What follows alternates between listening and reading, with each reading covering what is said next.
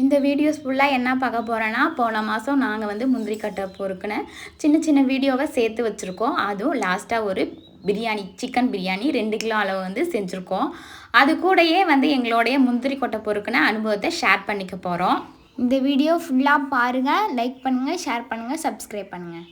Last ஒரு சில வருஷமாக நான் வந்து கொல்லை வீட்டுக்கு வந்ததில்லை. ஏன்னா குட்டி பாப்பா இருந்ததுனால வரல. இப்போ பாப்பாவுக்கு வந்து 4 வயசு ஆக போகுது. ஸ்கூல் லீவ் விட்டதும் மார்ச் லாஸ்ட்டு வந்து கொல்லை வீட்டில் வந்து தங்கறதுக்கு ஆரம்பித்தோம். அப்போல்லாம் கொஞ்சம் லைட்டாக தான் முந்திரி கொட்டை வந்து விழ ஆரம்பித்தது. 1 கிலோ 2 கிலோ அப்படி விழும். ஃபர்ஸ்ட்லேருந்து 1 2லேருந்து தான் ஆரம்பிக்கும். அதுக்கப்புறம் ஏப்ரல் 1ஆம் தேதியிலேருந்து நிறையா விழ ஆரம்பிச்சிச்சு. அப்போல்லாம் அந்த வீட்லேயே ஃபுல்லாகவே தங்கிட்டோம். அப்போ பெருசாக ஒன்றும் தெரியல. சூரியன் வரத்துக்கு முன்னாடியே கொல்லைக்கு போயிடுறது. சூரியன் மறைஞ்சதுக்கு அப்புறம் தான் வீட்டுக்கு வரது. ஃபஸ்ட்டு வீட்டில் தான் சமைச்சு எடுத்துகிட்டு போயிருந்தேன். அதுக்கப்புறம்லாம் நிறையா முந்திரி கொட்டை விட ஆரம்பித்ததும் வீட்டில் எல்லாம் சமைக்க முடியல. ஃபுல்லாக 3 வேளையும் கடையிலே சொல்லி அப்படியே தான் சாப்பிட்டுட்டு இருந்தோம். ஃபஸ்ட்டு இவ்வளோ நாள் வந்து வெயிலில் வராதே புதுசாக வரதும் எல்லாருக்குமே புதுசு தான். நாங்கள் அவ்வளோவா கொல்லைக்கெல்லாம் வந்ததில்லை. வந்தாலும் சும்மா பார்த்துட்டு போயிடுறது. இதுக்கு முன்னாடி வேற ஒருத்தவங்க தான் கொல்லையை பார்த்துட்டு இருந்தாங்க. வந்து சுத்தமாக நிற்கவே முடியல. ஃபஸ்ட்டு நாள்லாம் எனக்கு வந்து வாந்தி வர ஆரம்பிச்சிச்சு. தலையை தூக்கி கூட உட்காரவே முடியவே இல்லை வெயிலில்.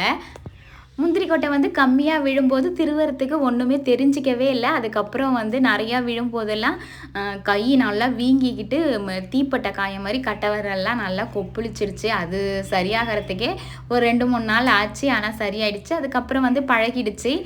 ஃபுல்லாகவே முந்திரி கொட்டை திருவி முடிச்சாச்சு இந்த வருஷத்தை வெற்றிகரமாக. முந்திரி கொட்டை என்னால் பொறுக்கலாம் முடியல. நான் வந்து பொறுக்கி பார்த்தேன். என்னால் அது கீழே குனிஞ்சிலாம் பொறுக்க முடியல. கீழே குனிஞ்சிலாம் தலையை தூக்கிறது ரொம்ப கஷ்டமாக இருந்துச்சு. முந்திரி கொட்டை என்னால் திருவ முடிஞ்சிச்சு. அதனால் நான் வந்து நல்லாவே முந்திரி கொட்டை திருவினேன். ஃபஸ்ட்டு ஆரம்பத்தில் இதை கம்மியாக திருவுற மாதிரி ஃபாஸ்ட்டாக திருவுறதுக்கு வரல. அதுக்கப்புறம்லாம் நல்லாவே திருவிட்டேன். முந்திரி கொல்லைக்கு வராத இருந்து ரொம்ப நாள் கேப் விட்டு வரது வந்து புது அனுபவம். அதில் கிடச்ச அனுபவத்தை விடையும் எங்களுக்கு பெருசாக நிறைய அனுபவம்லாம் கிடச்சிருந்துச்சு. எங்கள் குட்டி பாப்பா வந்து நான் வந்து திருவ சொல்லவே இல்லை. நான் திருவதை வந்து தானாகவே பார்த்து திருவினாங்க. ஒரு 4 கொட்டை திருவவே முடியல. ட்ரை பண்ணாங்க, திருவிட்டாங்க. நான் வந்து அதை தான் எதிர்பார்த்தேன் எங்கள் பிள்ளைங்கள்ட்ட. கொல்லைக்கு வரணும், அதுலேருந்து என்ன கிடைக்குதுன்னு அவங்களுக்கு வந்து சொல்லாமலே தெரியணும், அதை உணரணும்னு நான் நினச்சேன். அந்த மாதிரி தான் எல்லோரும் பண்ணாங்க. அதில் வந்து ஒருத்தவங்க சொல்லி கொடுத்தாலும் செய்யலை, கண்டுக்கவும் இல்லை. அது ஒருத்தவங்க மட்டும் இருந்தாங்க. இன்னும் 2 பேர் சொல்லாமலே எல்லாமே கற்றுக்கிட்டாங்க. நான் சொல்லாமல் அவங்க கற்றுக்கணுன்னு தான் நினச்சேன். அதே மாதிரி பண்ணிட்டாங்க. அவங்க கொல்லை அவங்களுக்கு தெரியணும் அப்படின்னு. ஆனால் இவ்வளோ நாள்லாம் வந்தது கிடையாது. பிள்ளைங்க எல்லாம் மே மாதம் வந்து டூர் போகணுன்னு கேட்டிருந்தாங்க. நாங்கள் வந்து போன வருஷம் மே மாதம் வந்து கேரளாலாம் போயிருந்தோம். இந்த வருஷம்லாம் கொல்லை தான் டூருன்னு சொல்லியாச்சு. இவ்வளோ நாள் வராத இருந்து கொல்லைக்கு உங்களை கூப்பிட்டு வரேன், கொல்லை தான் டூரு 2 மாதம் வரைக்கும் அப்படின்னு சொல்லியாச்சு. இது ஃபுல்லாக கொல்லை வீட்டிலே தான் இருக்கணும்னு நினச்சிட்டு வந்தோம். ஆனால் மே 10ஆம் தேதி ஆனதுக்கப்புறம் அங்கே சுத்தமாக இருக்கவே முடியல. வெயில் தாங்கவும் முடியல.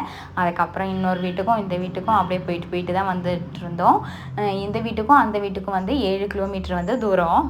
நாங்கள் வந்து முந்திரி கொட்டை பொறுக்கிறதுக்கு வரும்போது எங்களால் முடியுமா முடியாதான்னு எங்களுக்கே தெரியல.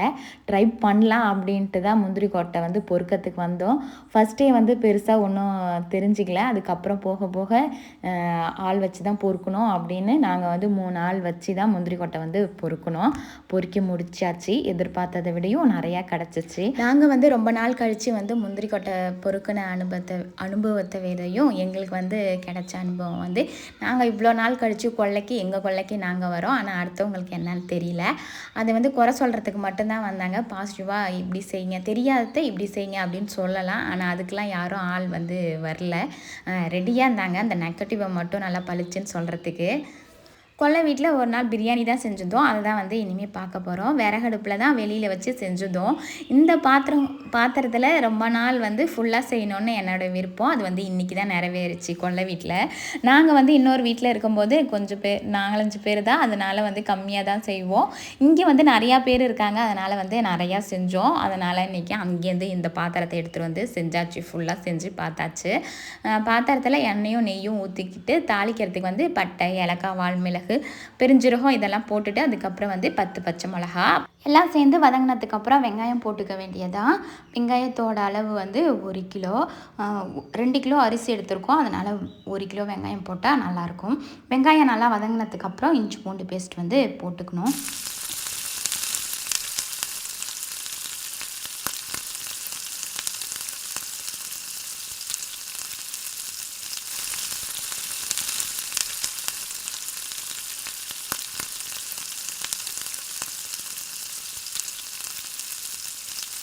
வெங்காயம் இஞ்சி பூண்டு பேஸ்ட்டு எல்லாம் சேர்ந்து வதங்கினதுக்கு அப்புறம் கொத்தமல்லியும் புதினாவும் போட்டுக்கிட்டோம். அதுக்கப்புறம் வந்து தக்காளி போட்டாச்சு. தக்காளியோட கொஞ்சம் கல் உப்பு சேர்த்தோம்னா நல்லா சூப்பராக நல்லா வதங்கி வந்துடும் சீக்கிரம் டக்குன்னு. அதுக்கப்புறம் வந்து மசாலாலாம் சேர்த்துக்கிட்டோம். சிக்கன் மசாலா, குழம்பு மிளகாய்த்தூள், கொஞ்சோண்டு சிகப்பு மிளகாய்த்தூள் எல்லாம் சேர்த்துக்கிட்டு நல்லா வதங்கினதுக்கப்புறம் வந்து சிக்கன் சேர்த்துக்கிட்டோம். சிக்கனோடைய அளவு வந்து 2 கிலோ. அதுக்கு வந்து 2 கிலோ பாஸ்மதி ரைஸ் தான் எடுத்திருந்தோம். சமமாக எடுத்திருந்தோம். 2 kilo chicken, 2 kilo basmati rice. தண்ணி வந்து நம்ம வந்து எந்த டம்ளரால் அரிசி அளக்குறோமோ அதுக்கு வந்து 1.25 டம்ளர் வந்து தண்ணி வச்சுக்கிட்டோம். கரெக்டாக இருக்கும். நம்மளுக்கு வேணும்னா தண்ணி பத்தலைன்னா கொஞ்சம் சுடு தண்ணி வச்சு ஊற்றிக்கலாம். உப்பு காரம் எல்லாம் கரெக்டாக தண்ணி ஊற்றிக்கிட்டு பார்க்க வேண்டியதான். இந்த அரிசி வந்து நல்லா உடையாத முழுசாக நல்லா பெருசாக இருந்துச்சு பாஸ்மதி அரிசி. ஒரு சில அரிசிலாம் நல்லா பச்சரிசி மாதிரி உடஞ்சிருக்கும். அது வந்து டக்குன்னு வெந்துடும், குழஞ்சிடும். இந்த அரிசி வந்து நல்லா இருந்துச்சு. பிரியாணி வந்து சூப்பராக வந்துச்சு. அரிசி வந்து ரொம்ப குழையாமலையும் ஒட்டாமலையும் அடி பிடிக்காமலையும் நல்லா பொலன்னு எல்லாமே கரெக்டாக இருந்துச்சு. உப்பு மட்டும்தான் லைட்டாக இல்லைன்னு சொன்னாங்க. மற்றபடி பிரியாணி வந்து சூப்பராக இருந்துச்சுன்னு எல்லாம் சொன்னாங்க. குட்டிஸ்லேருந்து பெரியவங்க வரைக்கும் நல்லா இருந்துச்சுன்னு தான் சொன்னாங்க. நான் வந்து எப்படியோ அந்த குண்டானோடைய அளவை வந்து தெரிஞ்சுக்கிட்டேன். இன்னொரு குண்டா வந்து இதோடையும் பெருசாக வச்சுருந்தேன். அது இன்னொரு வீடியோவில் வந்து நானே தனியாக 3 கிலோ அளவு வந்து செஞ்சேன். அந்த குண்டானோடைய அளவு வந்து 6 கிலோ இருக்கும் போல் இருக்குது. நான் வந்து 3 கிலோ அளவு வந்து பிரியாணி செஞ்சேன். அடுத்த டைம் வந்து அந்த குண்டா ஃபுல்லாக செய்யணுன்னு முடிவு பண்ணியிருக்கேன். அடுத்த அளவு அந்த பெரிய குண்டா ஃபுல்லாக வந்து பிரியாணி செய்யணும். பாருங்கள், இது வந்து பார்க்கறதுக்கே வந்து சூப்பராக இருந்துச்சு. இப்பயும் வீடியோவில் பார்க்கறதுக்கும் நல்லா இருக்குது. பார்க்கவே நல்லா ஒட்டாத பொலன்னு அடி பிடிக்காத சூப்பராக இருந்துச்சு. பிரியாணின்னு இல்லை, எந்த வேலையாக இருந்தாலும் நம்ம வந்து ஆர்வத்தோடு செய்யும்பொழுது நம்ம வந்து கற்றுக்கலாம். நம்மளாக செய்யும்போது தான் அதில் சரி எது தப்பு எது நமக்கு வந்து தெரியும்.